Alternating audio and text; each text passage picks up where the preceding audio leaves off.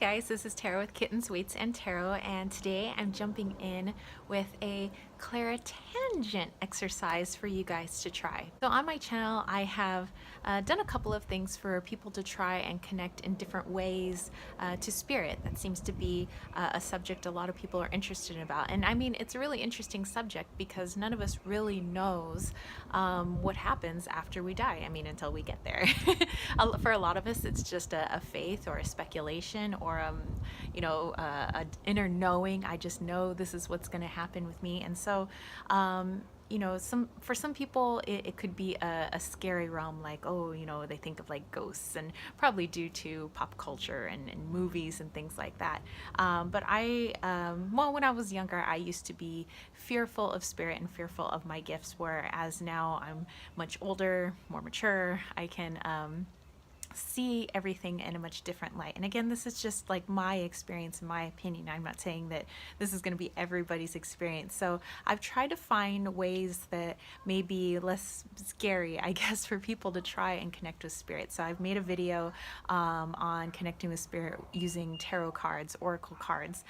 So I will link that video down below. Definitely go check it out if you're interested.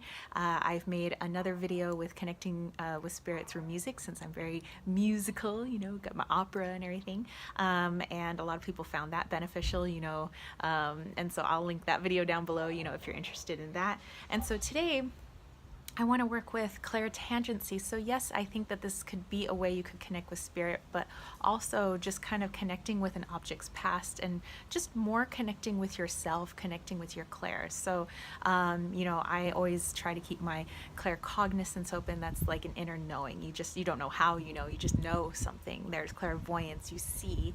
So either with your eyes or with your third eye, which would be right here. For me, I see with both when I connect with spirit, or just sometimes there are things I can't explain that I just know. Same thing with clairaudience. I hear spirit, but I also think I hear my higher self. I hear messages coming through. There's the clair for smelling, which normally that's just for my grandparents. I normally just smell my grandparents, like there's cigar smoke, there's old car smell, there's different perfumes and cigarettes, to connect me with certain relatives. Being more empathic, being able to feel. So the clair where you can feel things, like you feel the energy in a room is just not right, or you feel that the energy is happy. And a lot of people, I think, are able to feel, and that's not necessarily how they just say, oh, well, we're not particularly woo-woo, but we just feel a certain way in a room or around certain people. So this exercise today is working your clairtangent, so being able to take an object, hold it in your hands, and see what comes through for you. Like, are you starting to see mental images? Are you starting to hear things? Are you starting to feel certain sensations when holding this object? You could very well be connecting with the object's past, with the person who held it, being able to see into the past, being able to see this object being used, being able to see kind of where it came from, and maybe you do directly connect with spirit. So I think this would be just a really fun exercise in being able to open up. For this one, you could borrow some objects that you don't know the history about, or much history about, from your family. Like, go to grandma or aunt, uncle, your brother or something, your sister, and take it home or take it into the other room. Spend a few moments with it, spend a day with it, journal, write down like all your sensations. Did you start thinking of a certain song? Did you start smelling something, a certain odor? Did all of a sudden you just know that this is your grandma's ring? So whatever's coming to mind, write it down. Then go to the person who you are borrowing this object from. This could also be a friend, by the way, and probably even better if it's a friend, because you may not know like the background of your friend's entire family. So probably even better. And ask them, and see kind of where you were spot on with certain things. And with anything, it's practice. You practice in the gym to get more buff. An athlete practices, on the track or on the court or on the football field, or, person practices a musical instrument to get better. For me, I'm always practicing. I would never consider myself like, psh, top of my game. You know, I mean, I'm only gonna be 37 here soon, and I think that, you know, maybe if even I was like 77, there probably would be more that I'm still learning and more that I could still do. So as I'm learning, I'm coming up with exercises to help you guys out as well. So hopefully you find this interesting. Just to give you an example of objects, like I have my aunt's object. My aunt has passed away now, but this belonged to her. There is a picture inside of my grandmother, which would be her mother.